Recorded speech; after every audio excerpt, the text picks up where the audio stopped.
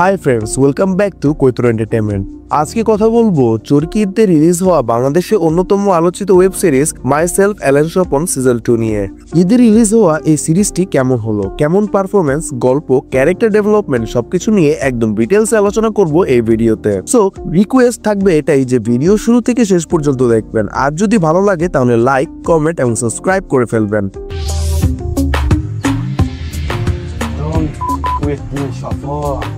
তোমার তো সিনে ফেলাইছে বাপ। আপনারা একদম ঠিক ধরেছেন। আপনাদের কি মনে পড়ে সিন্ডিকেটের কথা? সেই থ্রিলার সিরিজটা যেটা বাংলাদেশের ওয়েব সিরিজের ইতিহাসে এক মাইল ফলক সৃষ্টি করেছিল। এই ওয়েব সিরিজটি প্রথমে মিলেছিল এক রহস্যময় ক্যারিজম্যাটিক চরিত্র অ্যালেন স্বপনের সাথে। খুব অল্প সময়ের জন্য স্ক্রিনে আসলেও সেই ছোট্ট উপস্থিতিতেই তিনি দর্শকের মনে গেঁথে গেছেন। এমনকি তার অভিনয় এমনই দুর্দান্ত ছিল যে মূল কাহিনী থেকেও দর্শকের আলোচনার কেন্দ্র হয়ে ওঠে এই চরিত্রটি। চরিত্রটা এতটাই জনপ্রিয় হয়ে যায় যে সিরিজের পরিচালক দেরি না করে সিদ্ধান্ত নিয়ে নেয় যে অ্যালেন স্বপনকে ঘিরে একটা স্পিন অফ তৈরি করবেন।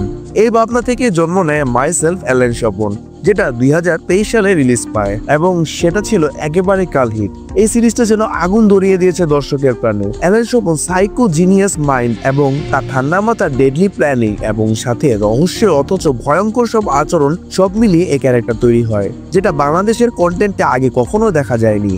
এই সিরিজে অ্যালেন স্বপনের চরিত্রে আবারও বাজিমাত করেছেন নাসির উদ্দিন খান। তার সেই ঠান্ডা হিসেবে চোখের চাহনি, অসাধারণ সংলাপ বলা যেন প্রত্যেকটা দৃশ্যে সে দর্শকের মন জয় করে নিয়েছেন।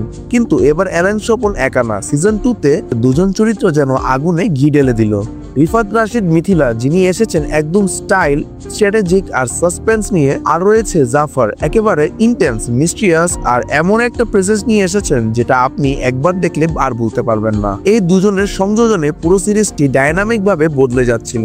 তাদের চরিত্রগুলো শুধু চমৎকারই নয়, গল্পের মোড় ঘুরিয়ে দেওয়ার মতো।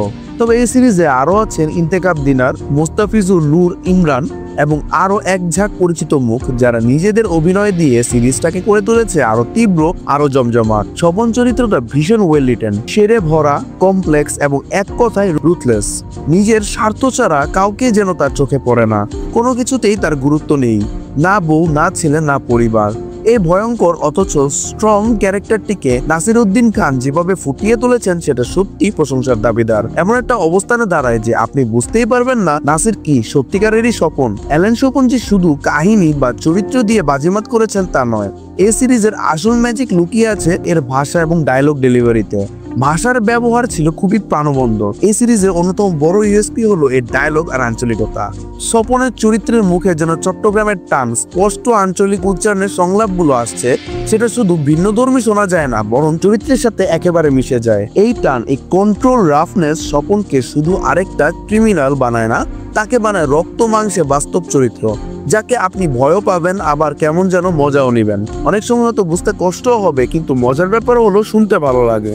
একটা ছন্দ চলে আসে, একটা গ্র্যাভিটি আছে, একটা নিজস্বতা আছে যা একেবারে আলাদা করে দেয় সিরিজটাকে। ডায়লগ লেখাও একেবারে টপ নচ না, একটু ডায়লগের প্রত্যেকটা লাইন যেন চরিত্রগুলোর মুখ থেকে নয়, মন থেকে বের হচ্ছে। এখন যদি আমরা টেকনিক্যাল দিকে আসি, তাহলে সবার আগে বলতে হবে ব্যাকগ্রাউন্ড স্কোরের কথা। সিনের ভিতরে টেনশন, রহস্য অথচ হালকা রসিকতা সবকিছুকে নিখুঁতভাবে হাইলাইট করে ব্যাকগ্রাউন্ড মিউজিক। একটা সিকোয়েন্স এমন ভাবে কোর ঢুকে পড়ে যে আপনি ঠিক বুঝতে পারবেন না কখন সেটা আপনাকে নাড়া দিয়ে গেল। আর সিনেমাটোগ্রাফি বা ক্যামেরা ওয়ার্কের কথা বলতে গেলে মনে হবে যে ভাই একটা আপনি ফিল্ম দেখছেন।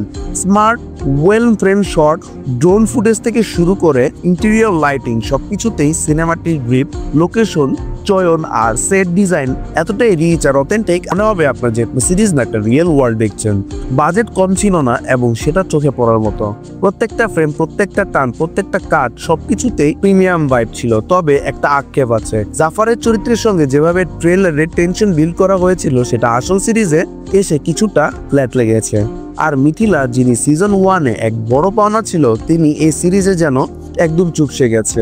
এমনকি জাকিরের স্টাইলিশ উপস্থিতিও নাসিরের সঙ্গে খুব একটা ইম্প্যাক্ট ফেলতে পারেনি। স্ক্রিন প্লে বা গল্পের গতি কোথাও গিয়ে স্লো হয়ে পড়ে। স্বপন যেন খুব সহজে সবকিছু সামলে নিচ্ছে, যেখানে সিজন 1-এ প্রত্যেকটা মুহূর্ত ছিল টেনশনে ভরা, আর এবার সেই টেনশনটা অনেকটাই মিসিং ছিল। তবুও বলবো সিরিজটা খুবই ভালো। যারা ফ্র্যাঞ্চাইজির ফ্যান তাদের জন্য তো অবশ্যই একটা ট্রিট। আরেকটা ছোট আক্ষেপ রয়েছে, তুই তুই তুই গানটি যদি আরেকটু বেশি ব্যবহার করা হতো তাহলে মজা আরো দ্বিগুণ হয়ে যেত।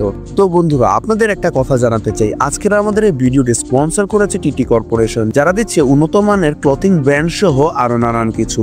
টিটি কর্পোরেশনের পেজের লিঙ্কটি আমাদের ডিসক্রিপশন বক্সে দেওয়া আছে।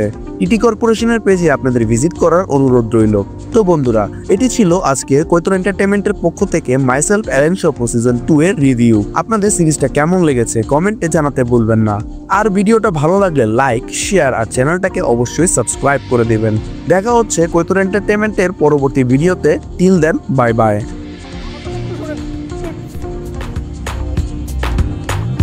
রাজনীতিকরণ পরিবর্তন দেখা তো বিয়া কেডে